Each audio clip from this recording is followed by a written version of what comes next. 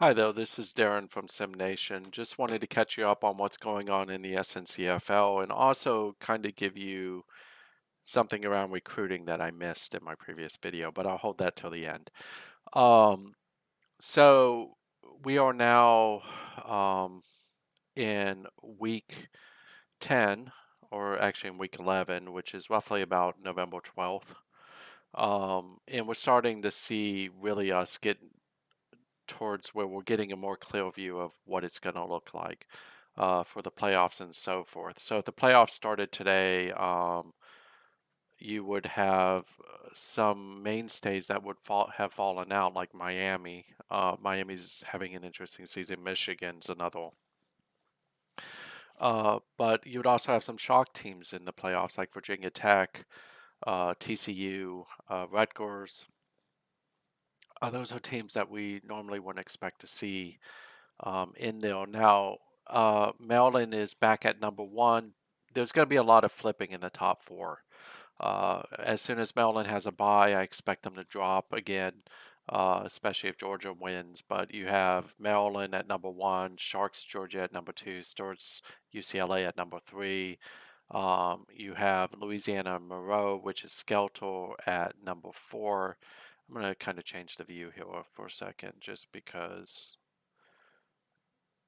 I never really like this view, but because it doesn't really give you what it looks like.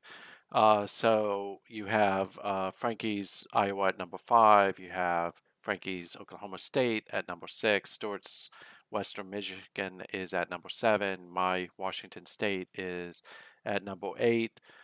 You have Samples Florida State at number nine. You have Sharks Iowa State at number 10, and that really rounds out all the undefeated teams at this point. So a lot more undefeated teams than what I'm used to seeing. Michigan State is having a pretty good year at 8-1. Can't speak enough about what Kevin is doing with Rutgers. Um, he definitely's got them on the right track. And that doesn't really bode well for Maryland, who have to play them at the end of the season. Not looking forward to that at all. Um, and then Nevada, Texas Christian. These are in lesser conferences, so they're doing a lot better. Washington's also doing better. Can't say enough about Virginia Tech at this point. This is Bama, and Bama's really got them dialed in and doing well. This is Skelter at number 18. Gary comes in at number 19. And then Skelter's at number 23. Stewart's at number 24.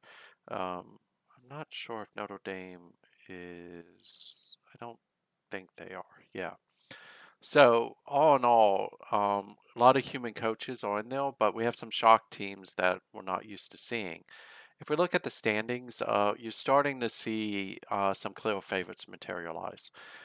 So it's still really tight in the Atlantic, but Asa Garcia is having quite a year, as you can see.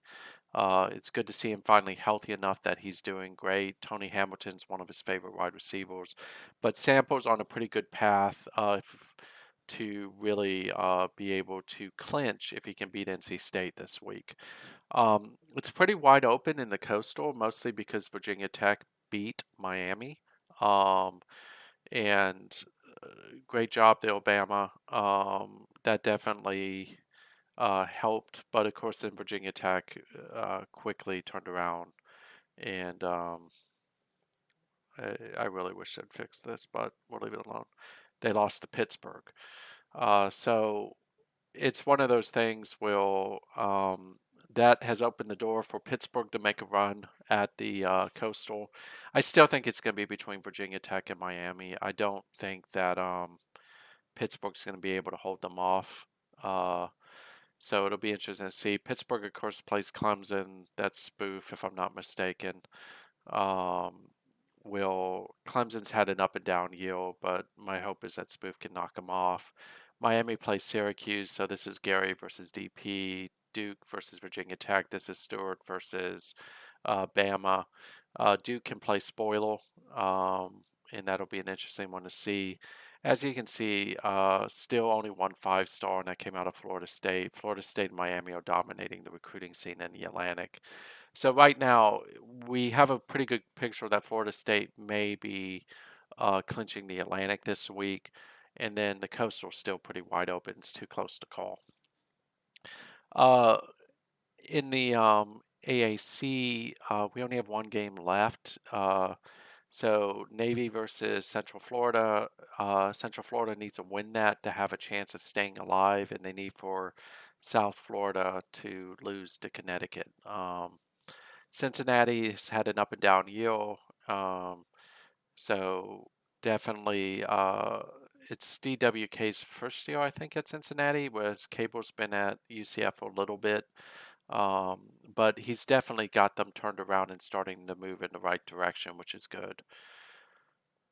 Out on the other side, it's really Houston's to lose at this point. Southern Methodist can make a run, but I don't think they will. I think it'll be Houston, and then, of course, for South Florida, the key here, and I probably should have looked at this, is whether or not they have a game in hand over Central Florida. So they did beat Central Florida. So South Florida's won that side of the conference no matter what, because even if they lose, they still have got a game on um, Central Florida. So it'll be South Florida versus Houston more than likely. As you can see here, is you do have Cincinnati, who's doing pretty well in the recruiting side of the house.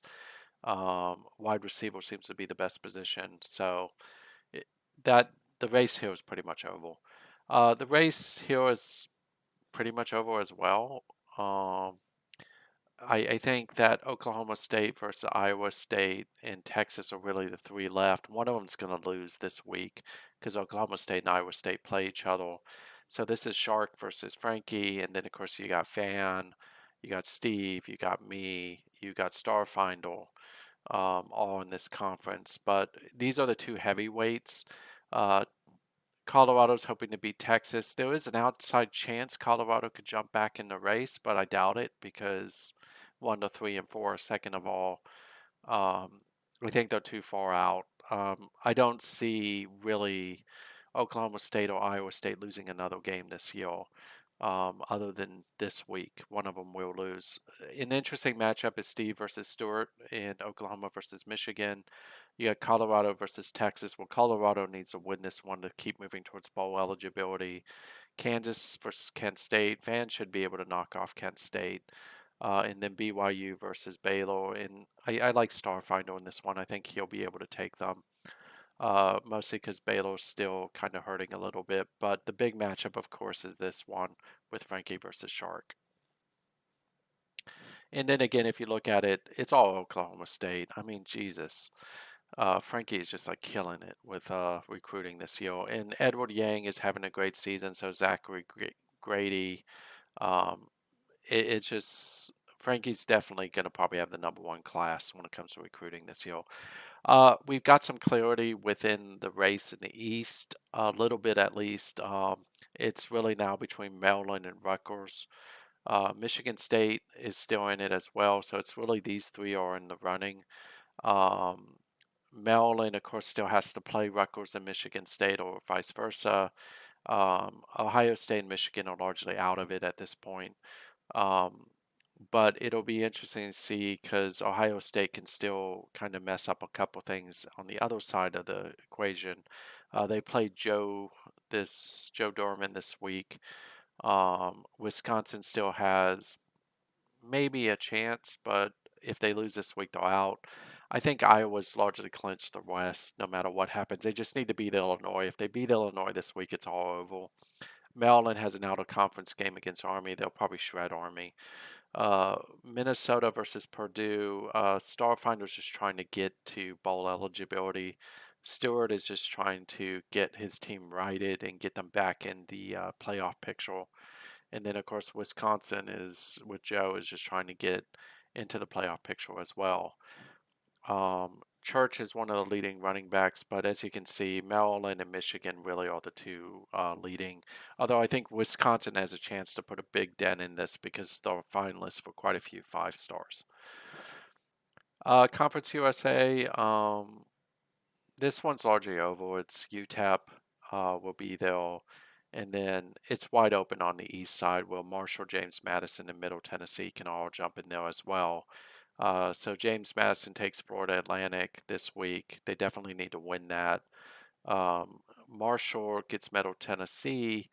If they can win that one, they largely are done for the season. They'll be 6-2, which means if James Madison loses a single game, it's over. Because of course, if they beat Middle Tennessee, they will largely clinch, minus whatever happens with James Madison. We'll skip over Independence. I don't ever really talk about it. The West is already Western Michigan's. The rest of the teams are just playing it out at this point. No one's going to catch Western Michigan. On the east side, Buffalo with Skeltor, he's in great shape. He just needs to win out essentially. So Stewart gets Akron with Western Michigan. I get Notre Dame with Central Michigan. Buffalo gets Ball State. Ball State's pretty decent, but I see Buffalo winning that game. And then, of course, you got Hollow, who's the leading rusher, and Western Michigan and Kent State are really dominating the recruiting. In the Mountain West, it's pretty wide open. Utah State right now is the leader. But it's again wide open between these three teams. Nevada plays Boise State. Texas Christian really needs for Nevada to lose. San Diego State's right in the thick of things, which is definitely where they would want to be. And I think San Diego State, if I remember correctly, plays UNLV, which is one of the really four ranked teams, which is a little bit of shock. And then, of course, you have Boise State versus Nevada. Boise State needs to win that one to keep alive. Colorado State needs to beat Utah State to stay alive. If Utah State wins that, then they eliminate Colorado State largely. And it's a race between Boise State and Utah State for who will win the mountain. The West is still wide open between Nevada, TCU, and San Diego State. You could see UNLV slip in there. I doubt it. Recruiting wise, again, you see Boise State, UNLV, TCU all doing well. Belchor is definitely having a great season, as is Timmons and Ruiz. So there's a lot of movement in that conference. So it'll be interesting to see who wins it. Uh, Pac-12, in theory, the Pac-12 is still wide open. Washington State definitely has a lead position because they hold a game in hand over Stanford. They, of course, won't play Washington until the last week. But Washington State, if they beat Utah, can move one step closer. They essentially have to win all but one of the remaining conference games in order to clinch. And there's a good chance of that, right? Versus on the flip side, you have UCLA, who they've clinched. They just need to win one game, and they will. So they play Stanford this week. That's not a given because that's Skelter. So it'll be interesting to see how that plays out. And then you have Don Lucky at Arizona, who is looking just to try to get a win. He hasn't quite had the season I think he wanted to have. Uh, and then Arizona State versus Cal. If I remember correctly, Cal is Bama. I think that's Bama's second team. So Cal, not a great season for them, but of course he inherited a pretty weak squad. Fan is just trying to get bowl eligible with Oregon State. We already talked about Washington State. Washington's having a really good season, as you can see with Kim Hawthorne. UCLA is definitely dominating the recruiting scene, and that's not abnormal for them. Stewart's really built a pretty big power though. On the flip side, the West and the East are largely decided. Nobody's going to catch Louisiana Monroe. No one's going to catch Georgia. So now what everybody's playing for is really second, in potentially for a playoff berth. Georgia gets Missouri. Sharks should win that one relatively easy. Udo and Soa meet up. Udo's still recovering from the time he was out. Soa's just trying to break his losing streak, which is now at 3. Louisiana Monroe should shred Mississippi. And those are really the big ones. As you can see, DPU has Alabama having pretty good year though. Quarterback maybe not as well, but Kish is having a really good year. And then ULM and Georgia are dominating the recruiting scene. That's not a shock. In the Sun Belt, it's still pretty wide open, shockingly. So you have Coastal Carolina, which, if I remember correctly, is Shark, uh, who is very much in the thick of things. Georgia Southern is still in that race. It's easy to overlook them because of the fact that they are a little bit down there, but that's DWK. And then Georgia State, if I remember correctly, is Spoof. So no, really, Georgia Southern, Georgia State, DWK needs to win this game over Spoof if he's going to stay alive. And again, he's got a good chance because all these teams have two losses. Jackie Bush uh, is definitely the person to keep an eye on. From a quarterback perspective, over 4,000 yards, 42 touchdowns. Hugo Barton and Chuck Beverly are definitely the reason for that.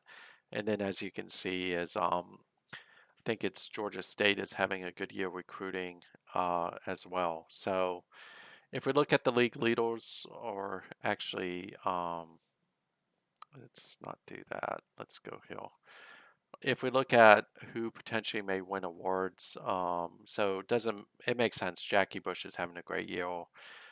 Tony Hamilton is also having a great year. So those are your Heisman, potential Heisman people right now. Walter Camp, again, it's largely the same people. On the flip side, Stanley Isles is someone I think may have a good chance of winning, but keep an eye on Tracy Hester. They don't have Gunter Hill, who is actually having a great season out of Michigan. The Doak Walker, if I were to go out on a limb, I think Edward Yang's going to win it. Uh, it's a little bit different this year because you don't see anybody from Washington State or Maryland. Both of those teams are moving more towards throwing this year, but Frankie's just shredding it with and then Grady's up there. He's in a long line of great running backs out of Oklahoma.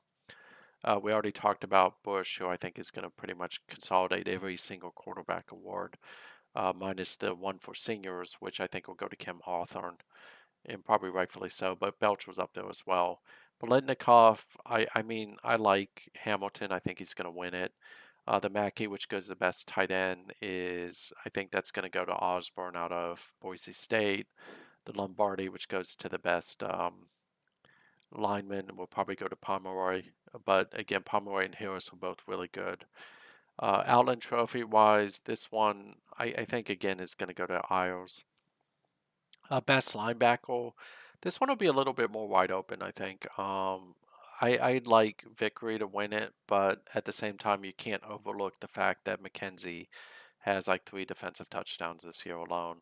Thorpe, I mentioned Gunter before. I like Gunter, but Hester, of course, has scored 3 times, which may be the differentiation. And then, of course, Kickle, who kills. It'll be pretty wide open. Although Joseph Farrow with DWK has a good chance, and then Punnell. Um, I think Punnell wise, you really have to look at Fresno State and um, Sheehan out of LSU, and Fresno State, of course, is Starfinder. So we still have 6 weeks left, 5 weeks of regular season, and then of course the conference championship. So a lot can change very quickly. But I think we've seen a couple conferences where people have already clinched, and a couple conferences where in a week or two someone will clinch. So great season if you're interested in joining us. We have a lot of good teams still open. If you look at the top 25, Michigan State is a CPU team, Nevada, TCU, Washington, Louisiana, Lafayette, San Diego State, Boston College, UNLV, and Notre Dame are all open. I will say that we are about to start a GM based college football league, which we're working on now. Probably will open it up in 2 weeks. Um, the GM league is you hire your coaching staff, and your coaching staff really is the one who drives your team. You can do the recruiting, uh, but you're using the coach's playbook, so it matters who you hire as a coach. And that will feed into a GM-based pro football league, where it's a similar approach where you're the general manager of the franchise, You hire the staff, you do the draft, and you do the free agent signings, but your coach is really the one managing the day-to-day when it gets into the season. So if you have any interest, let me know, but hopefully you find this video useful. Oh, I almost forgot. So a recruiting tip. Actually, no, I'm not going to do that here. I'm going to do it in a quick video. So thank you for your time. I am going to end this video and then I'm going to do a quick one with the tip.